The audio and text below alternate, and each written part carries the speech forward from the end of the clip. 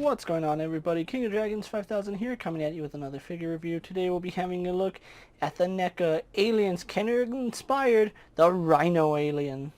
And so here we have the Rhino alien posing out of the packaging. I do have him standing up, so his size does vary depending on the pose that you have him in. He does come with one accessory, which is this dome that he has on his head. It is removable, but it comes off really easy, and I kind of wish it pegged on just a little bit better, because sometimes you'll be posing him and then this just pops off. Other than that, the Rhino alien doesn't come with any other accessories, so let's actually take a closer look at this behemoth of a figure. So here we do have a closer look at the Rhino alien, and oh my goodness, this is such an amazing figure. I'm not gonna lie to you guys, I really love the way this thing came out. It's honestly bigger than I thought it was going to be when I saw it originally in pictures, and when it was announced I was imagining something the size of a standard xenomorph, but no, this thing is huge. It just towers over xenomorphs, which I do like that. Let's actually go on to its jaws first. Now, it does have an articulated jaw, as you would expect from all xenomorphs, and then we do have the inner jaw that does protrude out really long. I do like that. You can see it just tucks in really nicely, and I do like the fact that it's not impossible to reach, so you can just get your fingernail in there, pull it down, and it comes out, so really do like that. Moving that back in, you can see its gnarly tusks. I really do like the way these bottom teeth come up and then these top teeth go down. Really does give it this really menacing appearance. And then we also do have a side tusk right here. I don't know if you want to call that a tusk or a horn. I guess we can call it a horn because it kind of goes with the whole rhino aesthetic, but it does have these really nice horns on the side. Now, where it gets its name from, the Rhino alien, is you can see this really big horn that comes off the top of its head. Kind of confused on how the xenomorph actually sees, because normally the skull would have the eyes here and then the carapace, but you can see the horn is just protruding out, and it is fairly sharp, fairly rigid. It does have some give to it, but it's not something that I would bend too much. You can see, just like a rhino, it does have its second horn protruding out. Then we do have its carapace, which again is removable, and there is some nice detail in there. The prototype on this figure did show that the dome was darker. Now, I do have two versions, or two different Rhino aliens, so we'll take a look at the second one. Maybe the dome is a little bit darker and it's just figure to figure. But let's actually take the dome off really fast. Something I do like is all this really nice sculpt work that Neca has done here. Now, unfortunately, it is a little bit lost in the mold itself, because it's molded in translucent plastic. Now, they did do a little bit of dry brushing over it just to give it some detail. You can actually see the inside of the inner jaws, so that's pretty cool. But I would like to see some darker dry brush on that, just so that we get some of that detail right there. You can see it transitions into the dark, which is probably why I like the dome on, because we keep that gradation from the dark to the light. And then we do have a horn sticking out in the back. So one thing about this figure is that on the front is where you get most of the paint applications.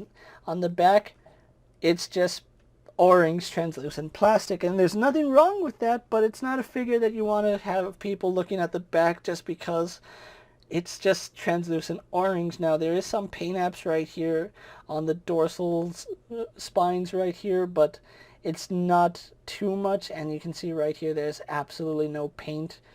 Once you get to about halfway through the figure, there's no paint, and it's a little bit of a shame because there's a lot of detail in here that does get lost. As you can see, as I cover up some of the shadows, or some of the light, the shadow, the cast, you can see some of that detail a little bit better. That's a little bit unfortunate that we do lose a lot of that detail. Going into the front, and oh my goodness, this is where I think it shines as a figure, no pun intended. Because the back is all translucent and they didn't apply any paint, it does cover up the light. Now, it doesn't help that I don't have any lights from the back, but you can see it does appear like it's glowing or pulsating, so that's a really nice little detail right there. Once you get it under really good lighting, you can actually see how much of that does shine. If you take a flashlight or something and just shine it behind here, we do get a really nice effect. So good job on Neca here. Really just loving this rib cage. It's menacing. It looks organic, bony, but at the same time really alien-esque. We still have this biomechanical feel to the arms, and we do have some spines poking out through the shoulders, so that's a really nice little detail. And again, some cool dry brushing with the plastic still peeking through. Then we do have its spines on its elbow. We have this little tube running down its forearm. So just really loving the paint on this figure. If they had, I don't know, I kind of like the fact that half of it is left blank, because now we get this really awesome effect, and if they were to have painted the back, we'd lose all this. So it's one of those, I like it, but I don't like that it's plain in the back, but it gives a really nice presentation up here in the front. Again, you can see just how much of that light pokes through all those spots. You can see it really lights up here. Once I move my hand, you can see just casting a shadow, just all that light going through. It's essentially light piping, so I do like that. We do have these really big, massive feet, and the claws on the front hand. It's more like a foot because it's supposed to be a rhino. But overall, this is just one behemoth of a figure, and I really do like it. There's a lot of care that went into this one particular xenomorph, and I do like that. So, with that out of the way, guys, let's actually get it compared to other figures you may have in your collection. So here we do have the Rhino alien posed next to a Marvel Legends Cyclops and a DC Multiverse Superman. Here we do have the Rhino alien posed next to a WWE Elite Scale figure and a Mezco 1/12 Collective Popeye the Sailor Man. Here we do have the Rhino alien posed next to a Lightning Collection White Ranger and a Star Wars Black Series Mandalorian. And here we have the Rhino alien posed next to a Neca alien Resurrection Xenomorph Warrior. And finally, here we do have the Rhino alien posed next to a Neca Predator figure. So with the comparisons out of the way, let's actually move on to the articulation for the Rhino alien. Let's actually get them seated really fast. We do have a ball joint in, let's take that off. We do have a ball joint in the head, which does move up and down fairly well. It does give you some slight tilting, does turn left and right, no problem. You do want to be careful for these dorsal spines right here in the back. Its mouth does of course open, so I do like that little detail, and we already saw the mouth does come out. It does have a really generous hinge right here in the neck, so it can look forward about there, and then it can look up or forward depending on how you have it posed. So really love the articulation in the neck. Shoulder articulation does go out to about there. Does a full 360. Just be careful for all these sharp points that you don't accidentally poke yourself, because it is possible. We do have rotation right here in the elbow, as well as a double bend here, giving us really good range there. So I do like that. We do have a hinge in the hand, foot, whatever you want to call it, which does work really nicely and does hinge in and out. We also do get some toe articulation right here, so really loving that. As far as the torso goes, we do have a double ball joint, so we get a lot of nice range on it. So it does lean back really far, does lean pretty far forward, does tilt side to side, rotate. So we get a lot of good range here. So really good job on that torso. The legs do go out only to about there, which is a little bit unfortunate, but the way the hips are sculpted, I can understand why. They do go up to about there before they start getting caught on everything, and they do go back to about there before they get caught on everything.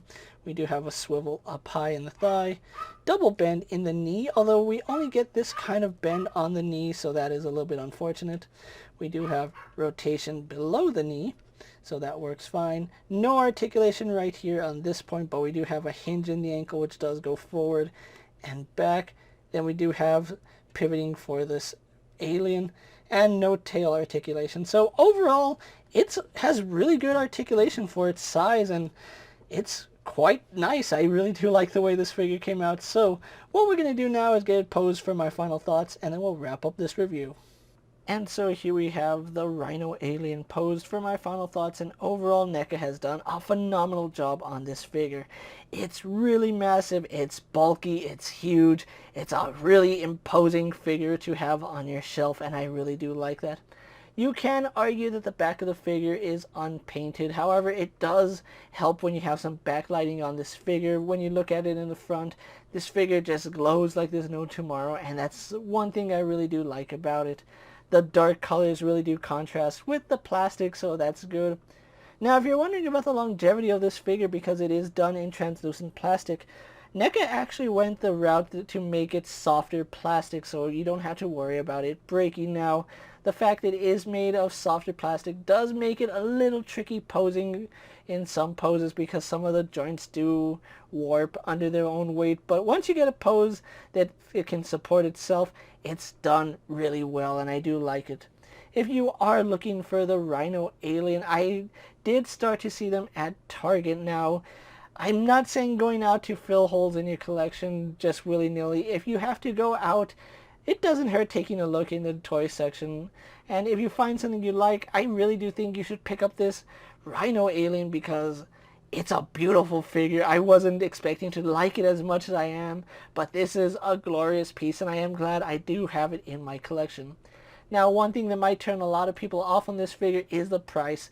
Because of the size and the sheer mass of this figure, it will run you anywhere from $34 all the way to $40. That's a huge price to pay for one figure, but if you can get it for cheaper than $34, I think you should do it because this figure will look great in any collection. With that being said, guys, I'm KingofDragons 5000. Don't forget to like this video, leave a comment, subscribe to my channel. Go check out all my other action figure reviews as well as all my other NECA and Alien videos. Hopefully you find them informative.